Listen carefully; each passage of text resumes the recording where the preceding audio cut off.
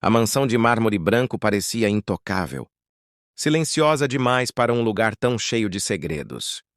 Cada passo ecoava pelos corredores amplos, decorados com obras de arte caras e móveis impecáveis. Ali dentro, tudo era perfeito, ou pelo menos, era isso que o dono exigia. Augusto Ferraz, conhecido no submundo como o chefão, não tolerava erros. Seu olhar frio já havia feito homens perigosos tremerem. Seus negócios eram sombrios, seus inimigos inúmeros, e sua palavra lei. Mas naquela tarde, algo fugiria completamente do seu controle. Na sala principal, Helena, sua filha de 8 anos, estava sozinha. Pequena, frágil, com os olhos grandes e cheios de curiosidade, ela tentava alcançar um vaso de cristal sobre a mesa. Seus movimentos eram descoordenados, seu corpo não respondia com precisão. Desde que nasceu, Helena vivia com limitações físicas que a impediam de andar corretamente e controlar bem as mãos. Mesmo assim, ela insistia.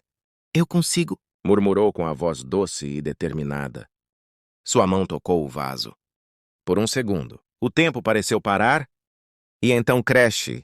O som do vidro se espalhando pelo chão ecoou como um tiro dentro da mansão. Helena congelou. Seus olhos se encheram de lágrimas instantaneamente. Não sussurrou. Tremendo. Ela sabia o que aquilo significava. Antes que pudesse reagir, passos firmes e pesados se aproximaram pelo corredor. Augusto apareceu na porta. Seu terno escuro parecia ainda mais ameaçador diante da cena. O chão coberto de cacos de cristal, água escorrendo e sua filha no meio do desastre. Silêncio. Um silêncio pesado, sufocante. O que foi isso? A voz dele saiu baixa, mas carregada de perigo. Helena tentou falar, mas nenhuma palavra saiu. Ela apenas balançou a cabeça em pânico. Augusto avançou lentamente. Seus olhos analisavam tudo. Os cacos, a bagunça. E então ela... "Eu mandei você ficar no seu quarto", disse ele com frieza. Helena encolheu os ombros. "Desculpa, papai. Eu só queria ver o vaso." O rosto de Augusto endureceu. "Você nunca escuta, nunca." Ele levantou a voz e Helena fechou os olhos. Assustada. "Você não consegue fazer nada direito." As palavras cortaram mais fundo que qualquer grito. E então, foi minha culpa. A voz surgiu firme, inesperada. Ambos olharam na direção da porta. Era Clara, a empregada. Ela estava parada ali, com o uniforme simples, respirando fundo, como se tivesse tomado uma decisão sem volta. Augusto franciu o senho. O que Clara deu? Um passo à frente. "Eu deixei o vaso mal posicionado. Eu estava limpando e saí com pressa." "A culpa foi minha." Helena arregalou os olhos. Não foi. Clara rapidamente se aproximou dela e segurou sua mão. Com delicadeza, apertando de leve, como um pedido silencioso. Helena parou. Augusto observava tudo desconfiado.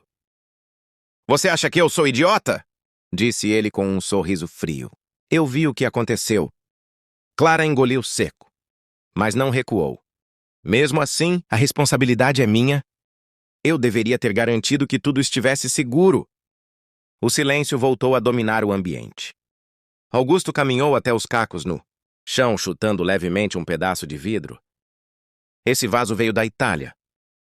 Peça única. Ele levantou o olhar para Clara. "Sabe quanto vale?" Clara manteve a postura.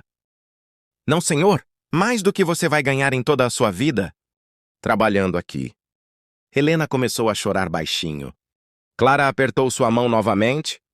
"Eu assumo o prejuízo", disse Clara. Augusto soltou uma risada curta, sem humor. "Assumir? Você não pode pagar nenhum décimo disso." Clara respirou fundo. "Então desconte do meu salário.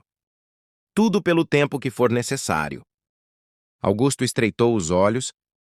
Aquilo não era normal.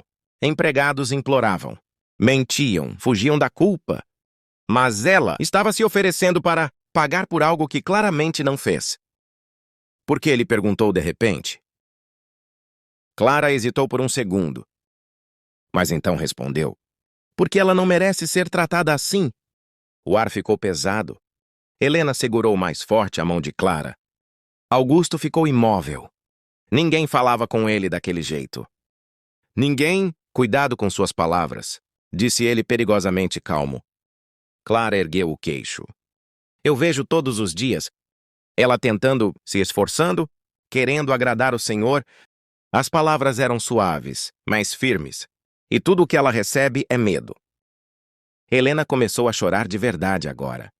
Augusto desviou o olhar por um instante, apenas um instante, mas foi o suficiente para algo quebrar. Não no chão, mas dentro dele. Você não entende nada, disse ele mais baixo. Clara não recuou. Então me faça entender. O silêncio voltou. Mas dessa vez era diferente. Não era ameaça, era conflito. Augusto olhou para Helena. Ela estava agarrada à mão de Clara, como se fosse a única coisa segura no mundo. E então ele percebeu algo que nunca havia notado antes. Ela não estava com medo do vaso quebrado. Ela estava com medo dele. Isso atingiu como um soco. Por anos, Augusto construiu um império baseado no medo. Era assim que o mundo funcionava. Não era, mas ali, naquela sala. Ele não era um chefão, era apenas um pai. E estava falhando.